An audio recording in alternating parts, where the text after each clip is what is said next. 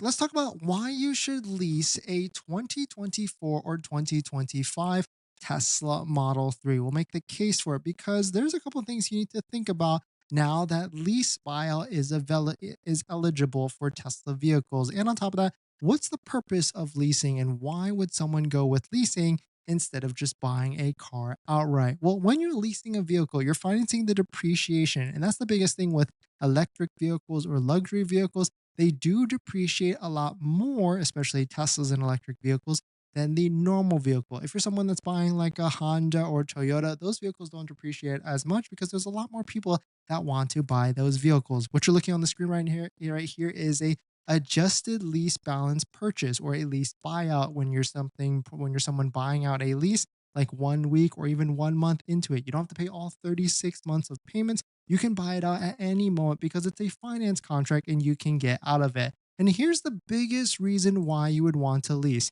Teslas depreciate, and especially Teslas depreciate because Tesla has really massively dropped the price of their vehicles over the past 3 years. So if you're someone that leased a vehicle and you are waiting all the way to the end of that end of 36-month lease, you can just give it back to them, and it's their Tesla's problem to try and figure out how they're going to actually sell it. And so that's one of the strongest things with leasing. It protects you from that depreciation. And it's just going to continue going further and further, especially if you're looking at vehicles like Model Ys, because guess what happens next year when a new model comes out? There's going to be a Juniper that actually releases. And then what do you think happens to all the older Model Ys or older Model 3s when a brand new model vehicle comes out? We're currently seeing this right now with the older Model 3s. I mean, you can see 10, 12, $15,000 cheap ones, older ones, because there's already a brand newer one and more people might want the new one. But the one thing it definitely does is put depreciation on the older ones.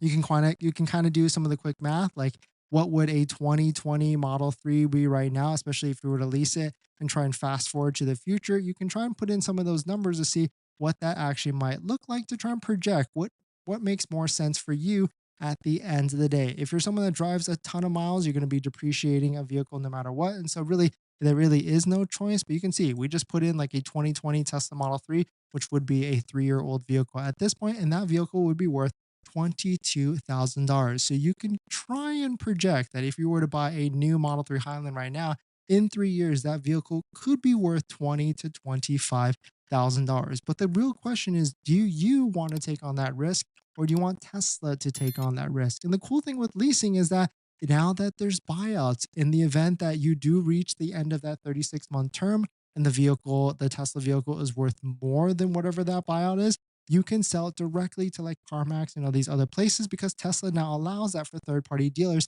to buy it out. And you can take advantage of that opportunity if you find yourself in a positive equity position.